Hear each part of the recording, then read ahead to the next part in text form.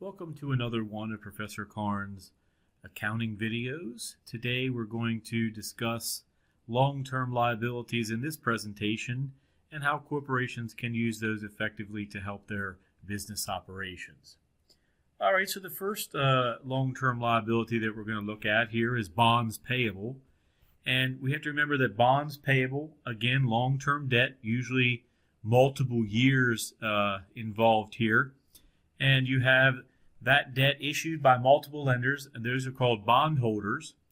And usually this debt is issued in increments of $1,000 per bond. And what you have to realize here, you are going to be given multiple layers of information. You're going to be given first the face value. Now, the face value can also mean maturity value, principal amount, or par value. All of these four different names down here mean exactly the same thing. So typically you'll hear me refer this to as face value. You just have to realize that that is the amount that the borrower must pay back to the bondholders on the maturity date. And when you think about it, a bond will be issued. Let's say you have an $8 million bond. Well, you'll have to pay back the $8 million at the maturity date, but guess what? You'll also have to pay interest payments in cash, usually either annually or semi-annually. In this particular circumstance, most of the cases we're going to be looking at involve semi-annual interest payments, and I'll be sure to go into that in more detail a little bit later. All right, so we have the maturity date. We pay that back. The principal is paid back. Now, what other layers of information do we have? We have the stated interest rate. I refer to this as SIR. So remember that. SIR kind of helps you remember that. Again, you can see that, S-I-R. And again, that is the interest rate that determines how much cash interest payments the borrower will have to pay to the investor each year. Now, stated rate can also mean face rate, coupon rate, or nominal rate. So again, we have a situation where all four of these terms mean exactly the same thing. I'm pretty much going to stick with stated rate as we move forward. Okay, so first of all, why would we want to do this? Why would we want to issue bonds versus issuing stock? Well, let's think about this. First, we are taking on a liability if we decide to use bonds as a way to raise money for business operations. However, remember there are two different things here we have to address. First, we have to obviously pay back the bonds when they mature, as well as over time the cash interest payments. So we'll be incurring interest expense and paying that over the life of the bond. Now, remember, in some cases, this is going to be a little bit less expensive than issuing stock.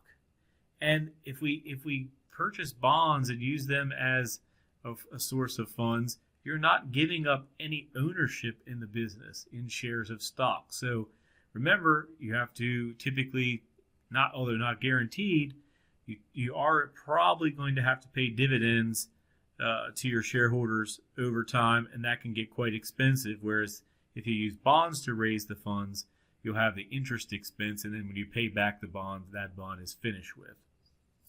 So let's move to the next slide here. We have different types of bonds. Term bonds, these are bonds that all mature at the same time. Serial bonds, those are the ones that mature in installments at regular intervals. Secured bonds specifically are bonds that give the bondholders the right to take assets from the corporation if they fail to pay back the principal amount or the interest. So it's not atypical that in some cases, if you have a higher risk, if a corporation is deemed a higher risk for the bonds, then the bank or bondholders may insist on bonds being secured. On the opposite end of the spectrum, debentures, they're unsecured bonds, and that's specifically only backed by how creditworthy the bond issuer is. All right, so bond prices. Now, you can have a bond be issued at any particular price as long as the two parties agree. Now, you may have a situation where the bond is issued at face value, and that will not result in any other additional work we have to do.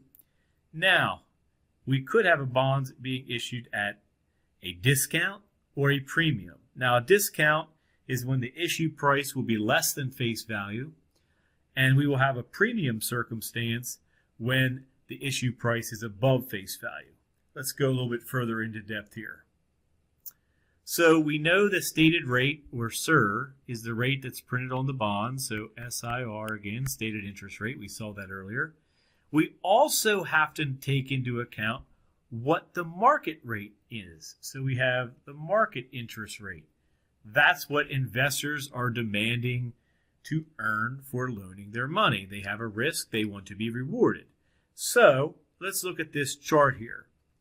So we're going with a stated interest rate of 9%. So we see that here.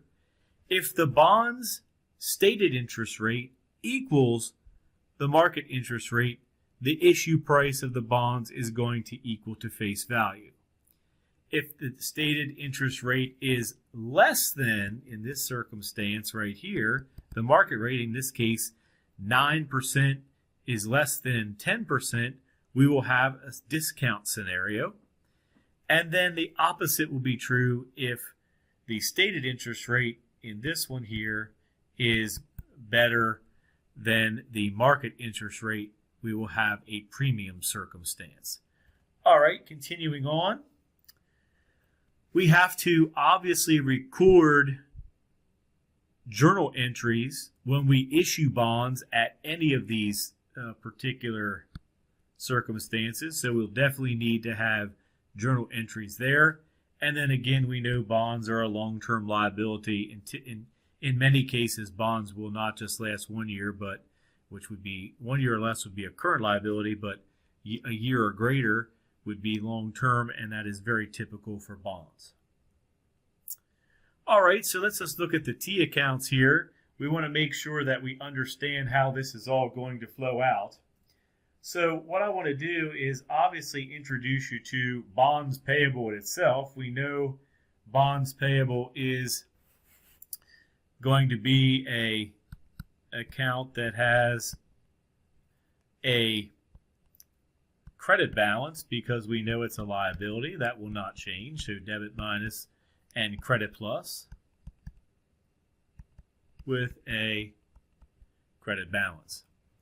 Now, what is discount on bonds payable? So we have that as a new account we have to look at.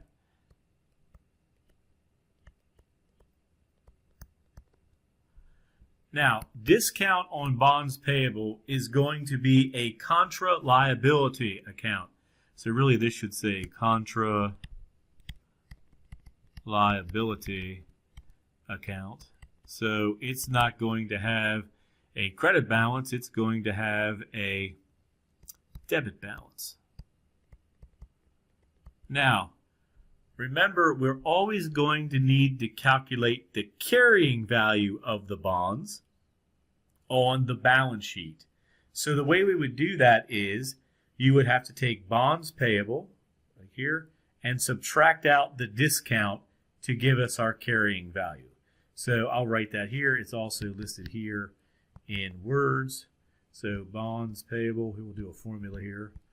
Bonds payable minus the discount on bonds payable would be our carrying value of the bonds. And we would need to show that on the balance sheet in the long-term liabilities section. All right, so knowing that, we have that's the discount. What about a premium? Now, we will still have bonds payable again. We'll just put that here. Again, it's going to be a credit balance. Nothing different there. So what type of account is a premium on bonds payable? Now, this is interesting.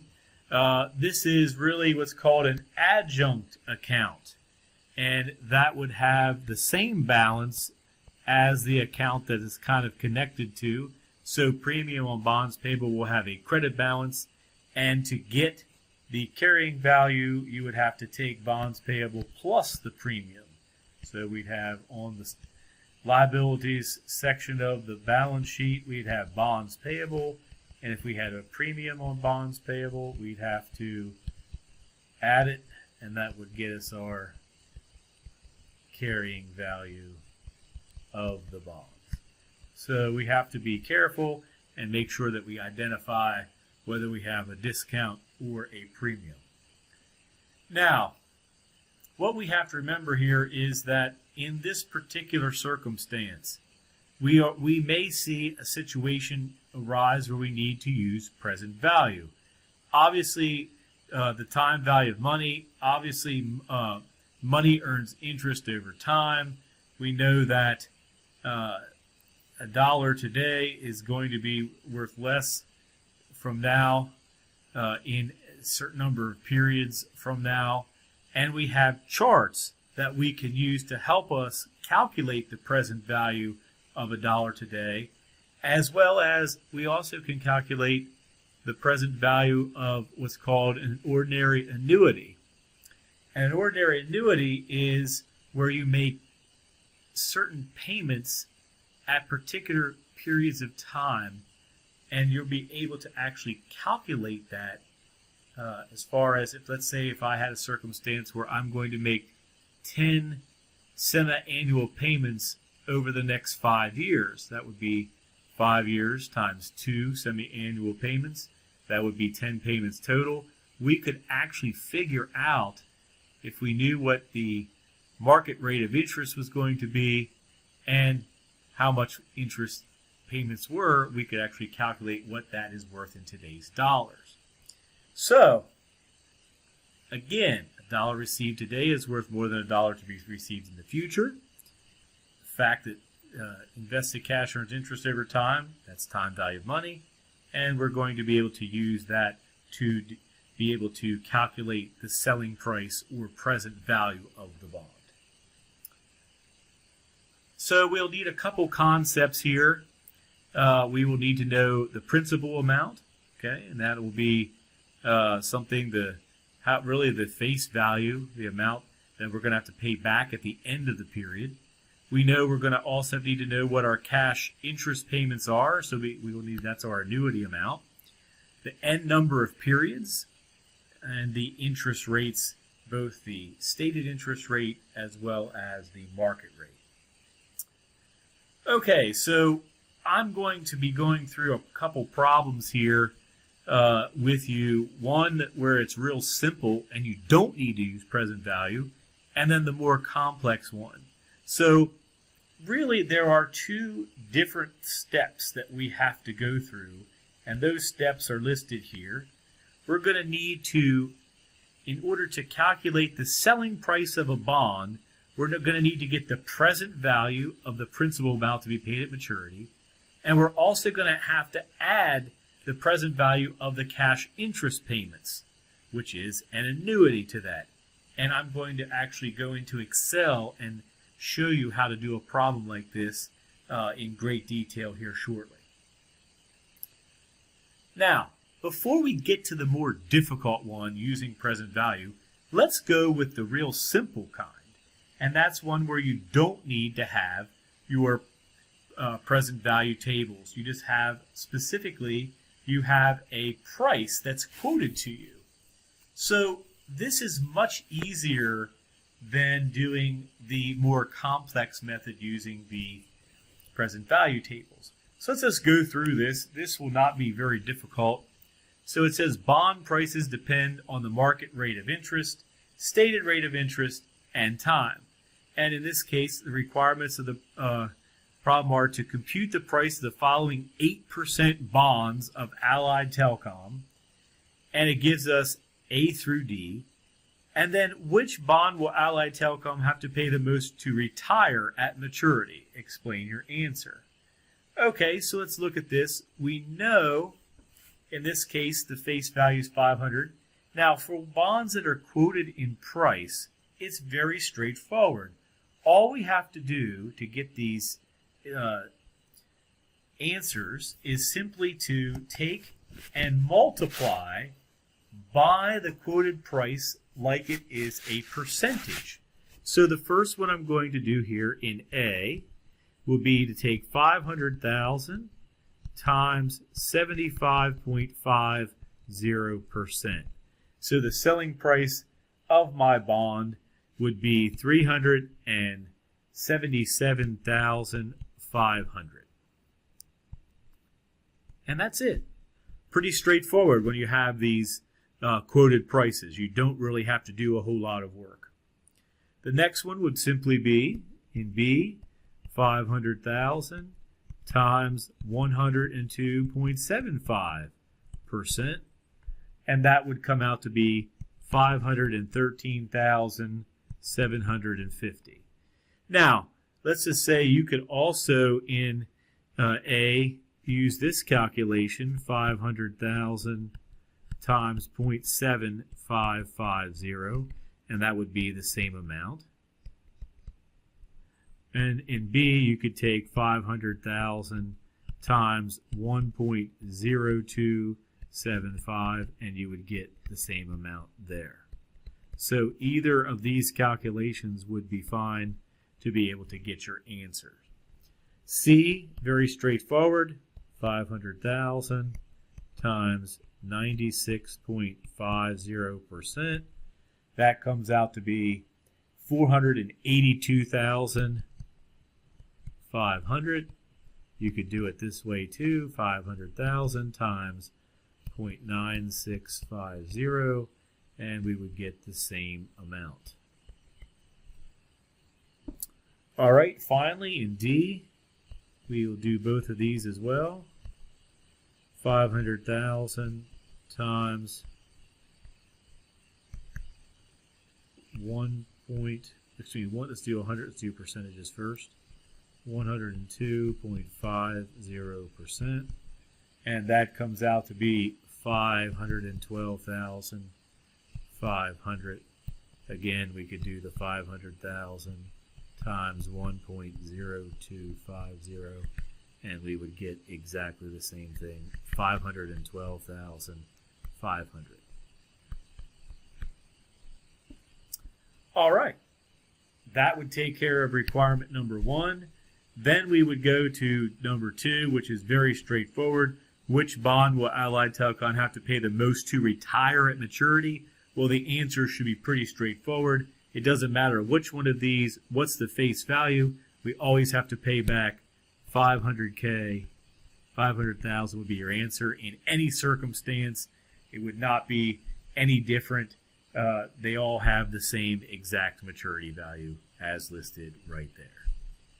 All right, that was the easy ones. If you have quoted prices, you should not have much trouble. Let's take a look at the next part here, which is the more complex method, and that's using our present value tables. Okay, it says using the present value tables, calculate the selling price of an $8 million, 7% 5-year bond when the market rate is 8%. Interest is calculated semi-annually. The bonds were sold on January 1st of 2010, and the interest is paid semi-annually on June 30th and December 31st. The corporation closes its books on 12/31.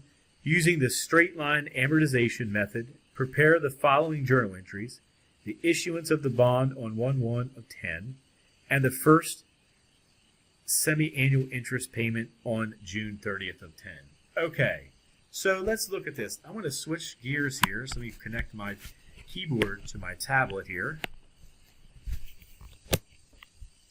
And what I want to do is I want to go into Excel. Now you can access this document as well. So you should be able to get to this in document sharing. I'm going to keep my notations. I'm going to switch over to my Excel document I have prepared here. Okay, it says right here in the beginning, and you can access this particular Excel document if you'd like to follow along. It'll be either in your online platform or in doc sharing in my accounting lab.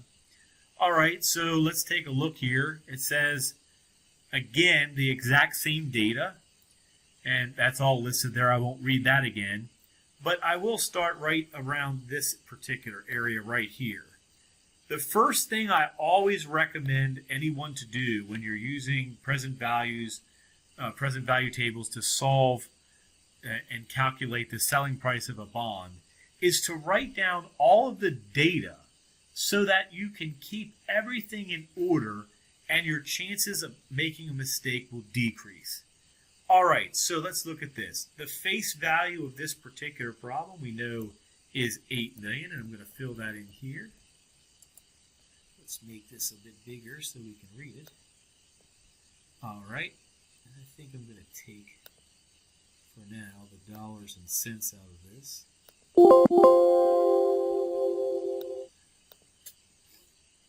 Let's do these, actually.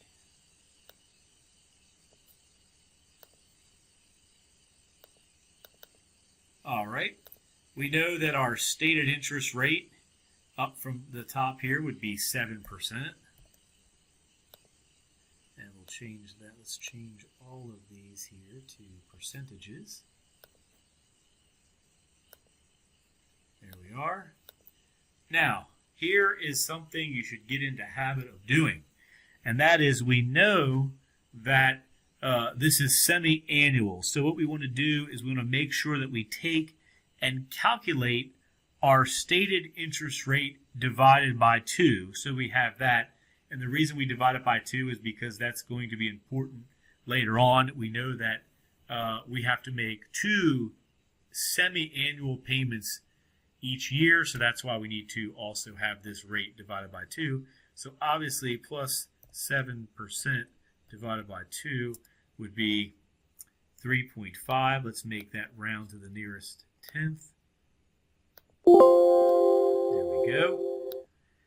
Now, our market rate is told to us. We know that that is 8%, so let's put that there.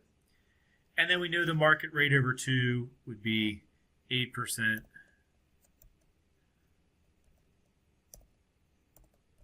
Divided by 2 would be 4%. Now, always write down the number of years that you have here. Notice in this case, this is a 5-year bond. So we'll put that there. Let's change that to a regular number. It's not a dollar figure. And now, what we want to make sure that is that we get the proper N number of periods. Because it is semi-annual, we know we're going to have to make 10 interest payments. That we get that by taking the number of years times 2. So we would take, and we know that we have 10. So let's put this here and we'll box this stuff in, like we'll highlight it just so we know that we have those numbers there and we can refer back to them when we need them. All right, so now we go and we are going to actually start to calculate the selling price of the bond using present value. 2 steps involved, as we stated before.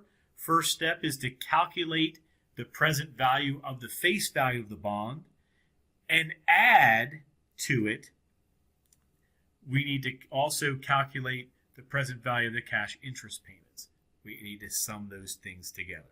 All right, so let's go to step 1 here. And let's go ahead and start looking at what we're going to do.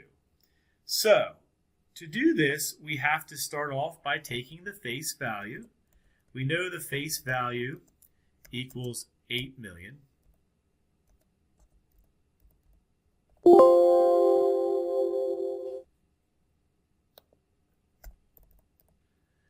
And then we are going to have to multiply that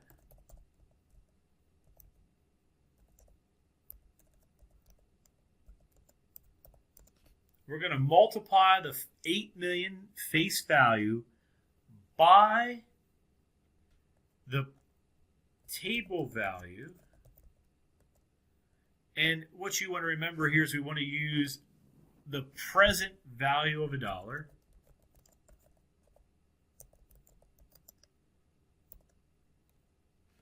Okay. And we need to do that by doing a couple steps. First, we have to take and look up n. We want to look at n periods equals, we know that equals 10. And we know that the interest rate that we're going to do, our interest rate that we're going to use, always use the market rate divided by 2 when it's semi-annual. Again, if it was just annual, you would not divide anything by 2, but for most purposes of the problems that you'll see here, you will probably 99.9% of the time be doing semi-annual payments. Okay, so what does this mean? So we need to look up on this particular table, we have to look up n periods, which is 10, and our interest rate, we're going to use our market rate over 2, and we know that that equals 4%. And where am I getting this from? I'm just getting it from the data up here. There's my market rate over 2, and there is my n number of periods. Now, what I did on this is I went ahead and copied out of the e-text the present value of $1, the present value of an annuity for $1, and a journal, and we use these as tools as we go through. So let's go to this. Again, we need to look up n equals 10, I equals 4%. So I'll put that over here. So we're looking up n equals 10, I equals 4%. So we need to find that. So if we come down here, this would be n periods if we look at n periods right here. So here is the 10 line. So we want to go across here somewhere. And we would go over until we got to 4%, which is right here. So this table value that we have to use is 0.676. So let me go ahead and put that out here. So we're going to take $8 million. And we're going to take it, multiply it by 0.676. So let's do this. Let's change that to a number.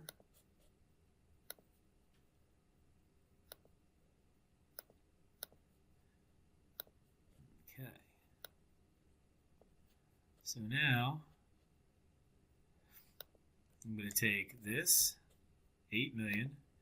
I'm going to multiply by the table value, and I get 5,408,000. So let's put a dollar figure there.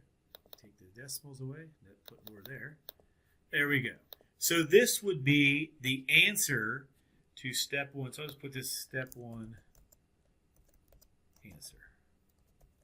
This is basically telling us that knowing that we're going to have to make an $8 million payment in cash when these bonds mature 5 years from now, that is worth $5,408,000 today, based upon n being 10 and the interest rate being 4%. Okay, so this is only part 1, so we've got to take this, and I will highlight this and put this in orange. Actually, put it in green. Let's center that, make that look good. There we go. So now we have to do step number 2. And the first thing we have to do there is we have to calculate the cash interest payments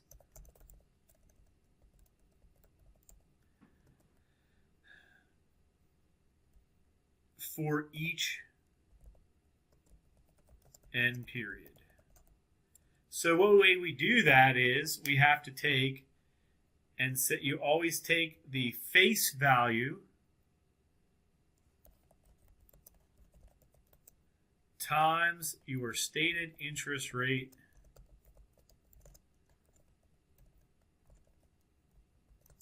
divided by 2. So let's make this correct form. I'll put this in parentheses so we know that that really is the way you would do that. So let's do that here. So the face value again is 8 million. And we'd multiply that by 3.5%. And that comes out to be $280,000. Now, what does that mean? That means every 6 months for the next 5 years or 10 periods, we are going to have to make a $280,000 interest payment because of borrowing this money. So that presents an issue to us. We have to make sure at the end of every 6 months we have $280,000 that we can pay to the people that lent us the money. So that's the first part. Now, we're not done yet. So now we have to, because we are making regular payments every 6 months, that is classified as an ordinary annuity. So we now have to then take this amount, $280,000, and we have to multiply it by the present value for our annuity of $1. So now let's go over to our, again, we're going to do the same exact thing. So we'll take the cash interest payments, and we're going to multiply it by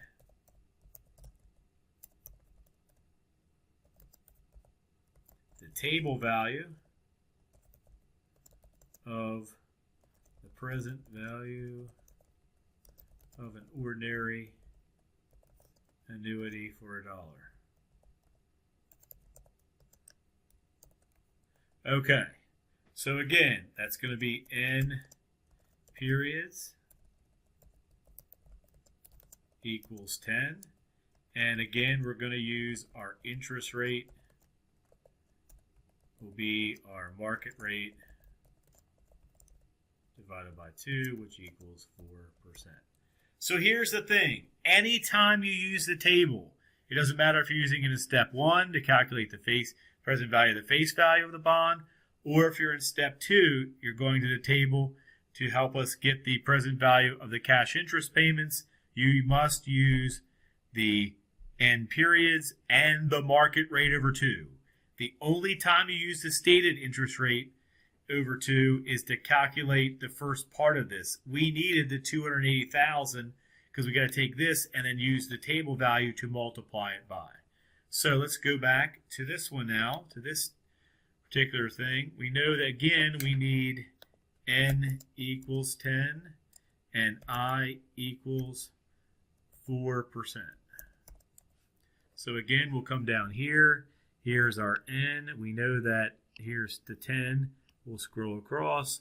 We know that we need 4. So here's our table value, 8.111. So we have 280,000, which we just calculated. I'm going to take it times the 8.111, which was the table value that we calculated, 280,000 times that particular number. We see that we get $2,271,080. So we know that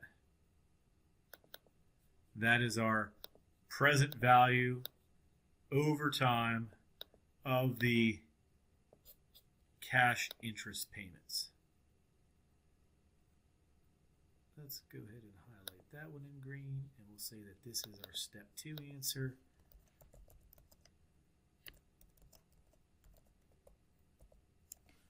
And we will center. Okay, so now we're pretty much there. We need to take and add the step 1 answer to the step 2 answer. So the selling price of the bond. equals the 5,408,000 plus the $2,271,080. That comes out to be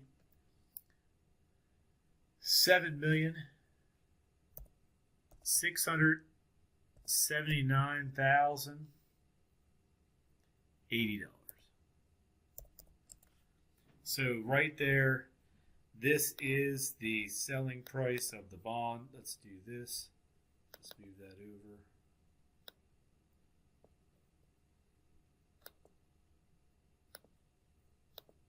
To this block here. And we know that that is the answer that we were looking for.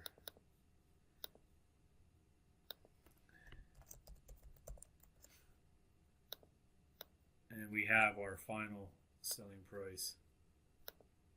Let's do this. There we go. All right. So let's take the cents column out of there. All right. Now we can do some things.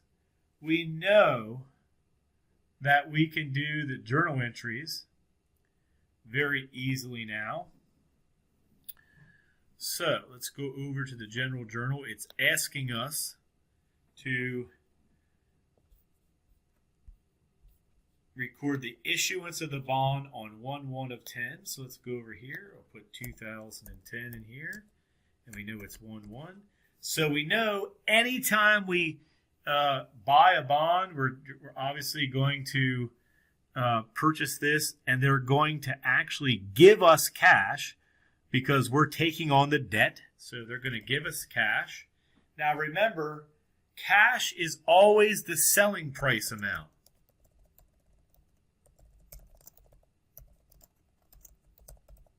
Now this obviously, you would just be debiting cash. I'm just putting this stuff in parentheses as a teaching tool. So let's go ahead and bring that over here. It would be this particular answer there. Oops, not that one. Let's go down here. There we go. This right there. So let's put that. Let's go over here and do this. Plus.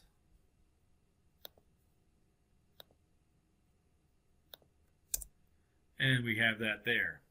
Now, we know that we have to credit bonds payable all the time when we have a bond being issued to us for face value.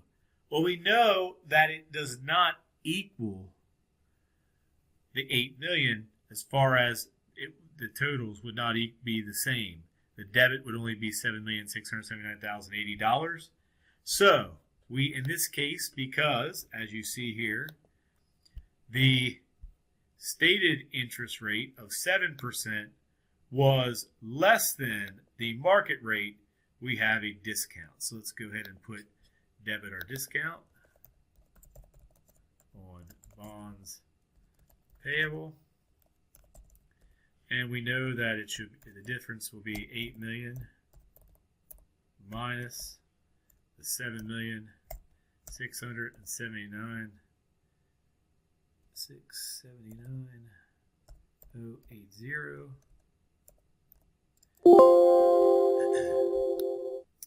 And we get $320,920 as our discount amount. And again, we always have to credit bonds payable. This is at always face value.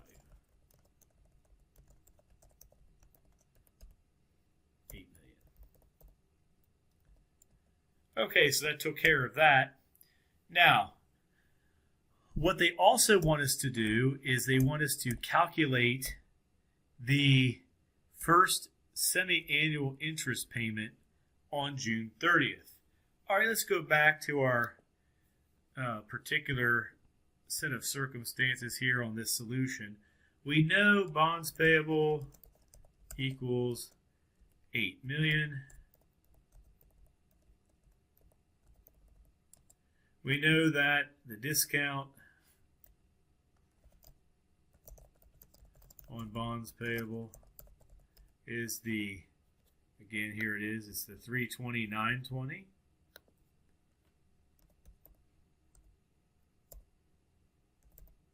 And we know that the selling price is the $7,679,080. So this would be technically on the first day the carrying value of the bonds. Okay, so let's just kind of write this out so we can definitely understand it here. So we'll say that that's that.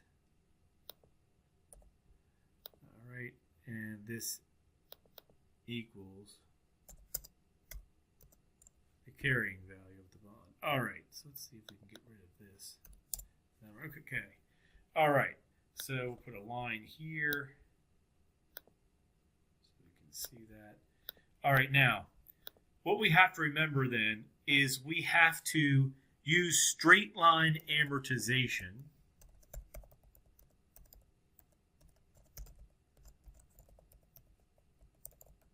to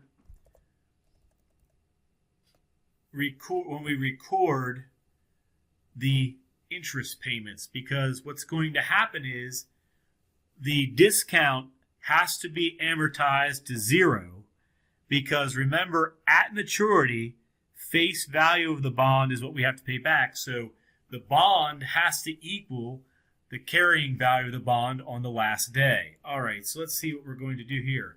Straight line amortization will be very straightforward.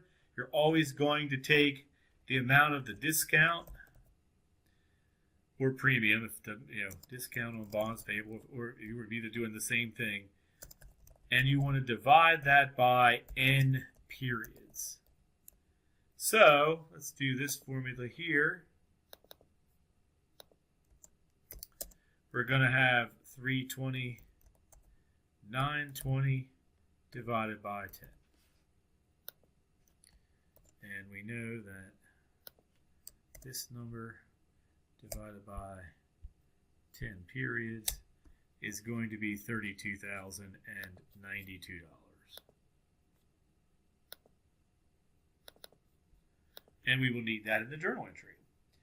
All right, so let's go ahead and do our journal entry.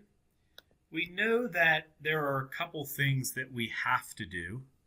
We know that we're going to have to debit bond interest expense. Now, some cases you might see just interest expense. That's fine. I'd like to make it specific to bonds so you can track it a little easier.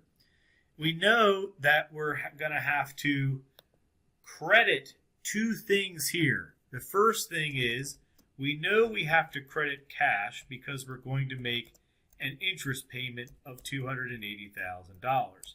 Now, we also know that we have to reduce and lower, because it has a debit balance, therefore we have to credit it, the discount on bonds payable to have it go down. So we will credit discount on bonds payable, and that was for the $32,092. And what we have to remember here is we just got that right from there. And notice, how do we get the amount of interest expense we've incurred? We would simply add these two numbers there. $312,092 of bond interest expense. Okay, so that concludes this example. Again, what you want to make sure you remember is, please go through the steps carefully. Hopefully you can use this as a template for you. Again, write all the data out, go through each of the particular steps. I'm going to go ahead, I didn't really highlight this as the answer. Let's make sure we do that in some format here. Let's just put that in orange. So again, go through this carefully and hopefully you'll be able to get these in no time. Now, one thing that you have to remember is make sure you don't go through all the work if your stated interest rate equals your market rate. Just remember, if the two interest rates are equal, you will not have to do any calculations. In fact, I'm going to write this down here. Note, if the market rate and the stated rate are equal the selling price of the bond will be face value.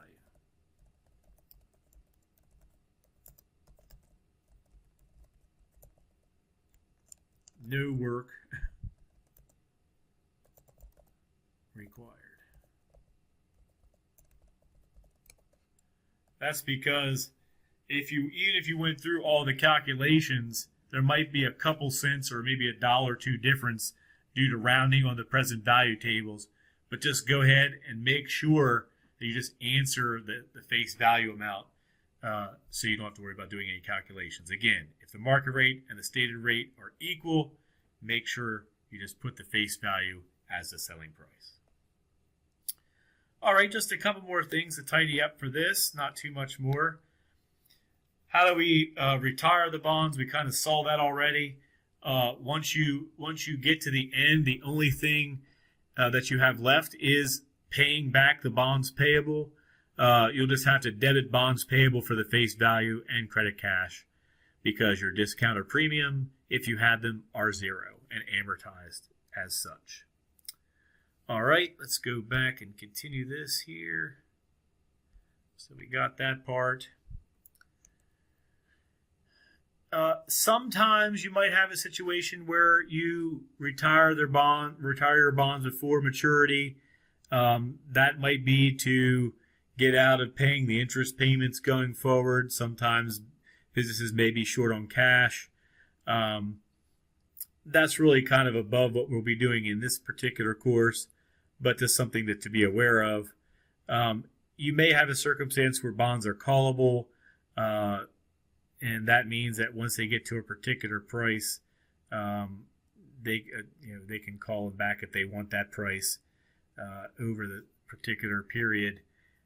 Again, not something that we're going to be seeing too much of here. All right, switching gears a little bit. What you have here, then, the rest of the chapter are basically long-term notes payable and mortgages payable. Again, two more long-term liabilities. Very common that these might be on your books. And again, something that we could use to help us fund our corporate endeavors.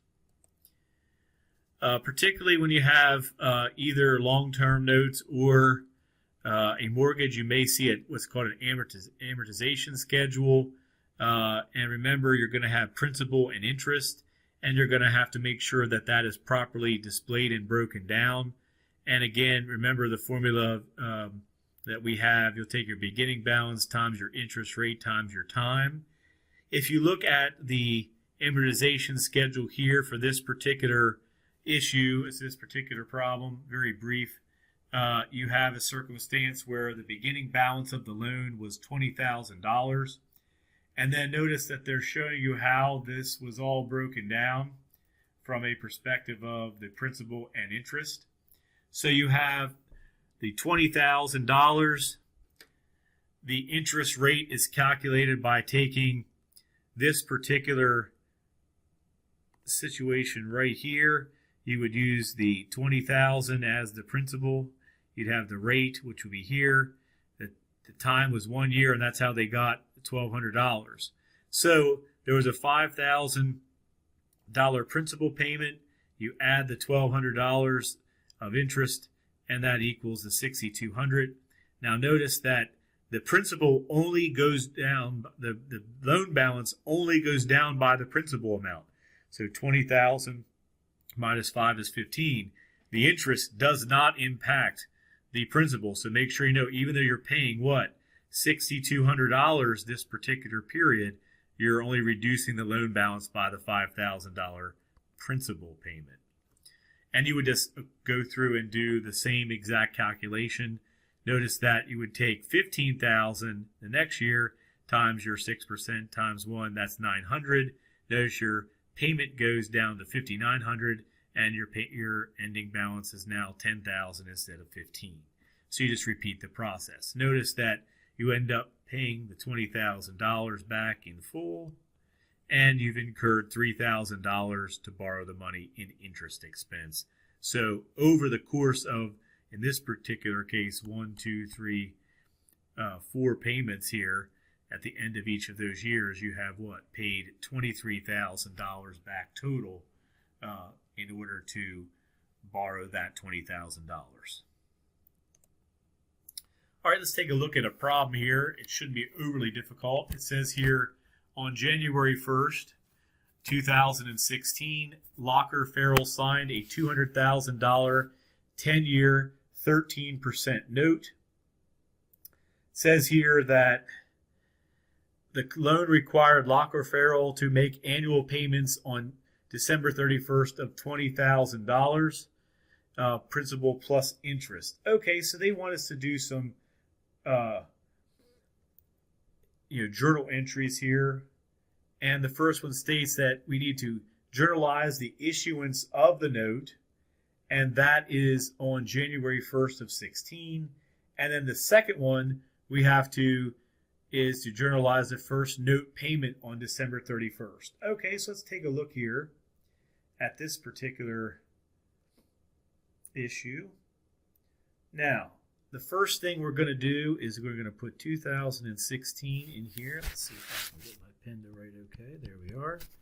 All right, and we know we're on 1-1. So the first thing we're going to do is obviously the issuance of the note. Again, we're signing a $200,000 10-year 13% note.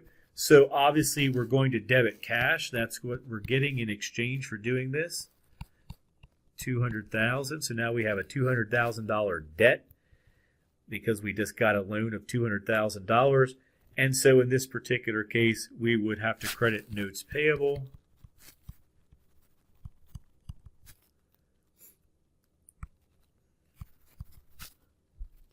And again, this is 10-year note, so we know it's long term. We could put that in parentheses if we wanted to. 200,000. Okay.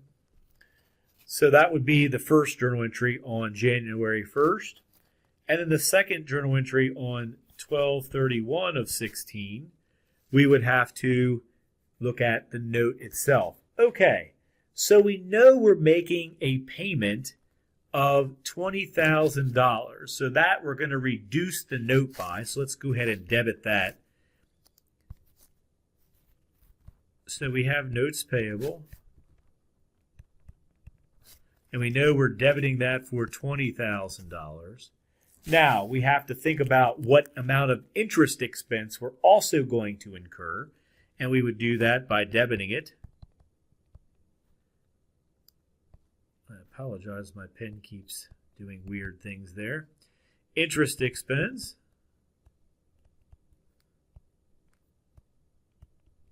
And we would have to take the $200,000 initial principal face value amount there times 13% times 1 year. And that would come out to be $26,000 additional that we have to pay.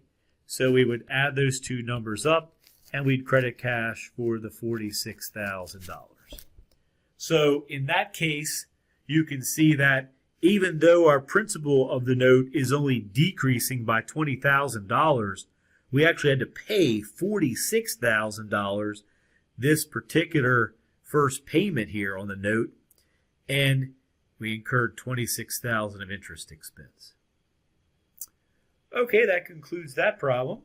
Let's go on to mortgages. Mortgages typically are secured by the property that they're being used on. So if you don't pay your mortgage and you ignore the bank's repeated request for payment, guess what? They can come back and they can take that away from you by repossessing it and foreclosing on that. So how does this work from an accounting perspective? Ely purchased a building with a market value of $335,000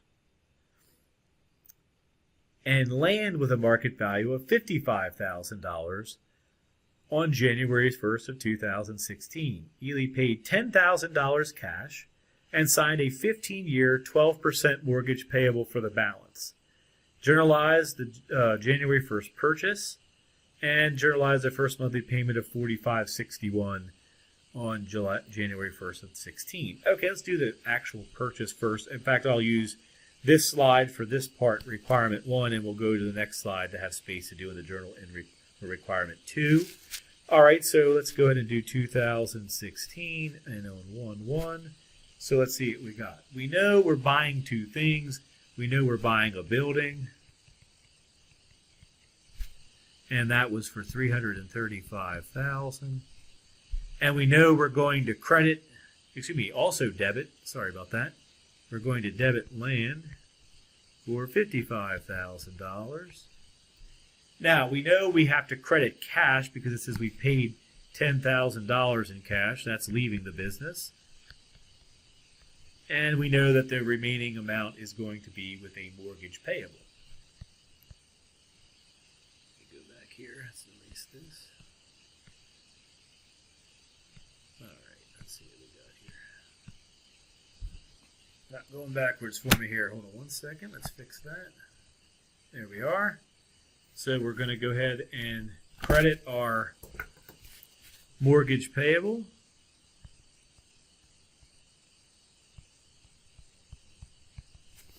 And we would just do that for the remaining amount. In this case, that's $380,000.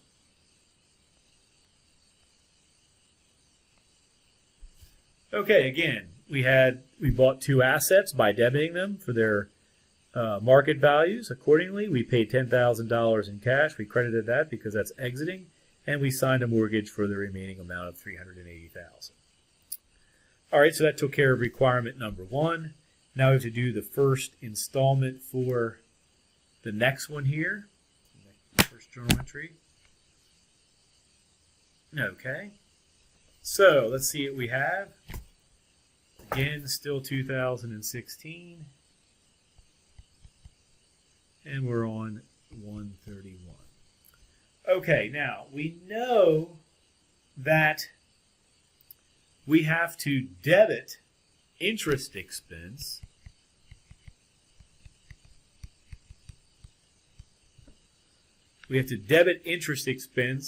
for the amount that we've incurred. So we know that it's $380,000, which is our principal.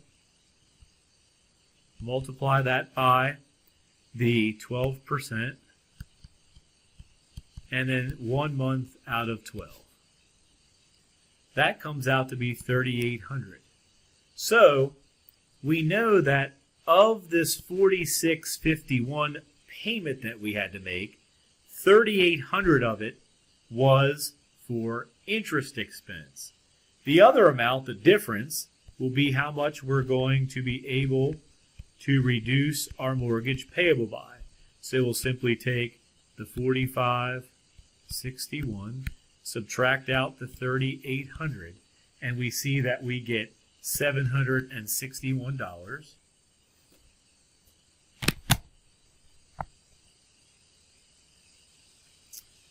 And then the final thing we have to do, remember, is because this is a payment, we have to credit cash for the amount of the payment of $45.61. So these problems aren't too difficult. I think the one that's going to be the most challenging for you definitely is using the present value tables to calculate the selling price of a bond. I would recommend definitely going to my lab and using the study plan to help you with these problems. Again, I appreciate Horngrens allowing me to adapt these PowerPoints to make this video.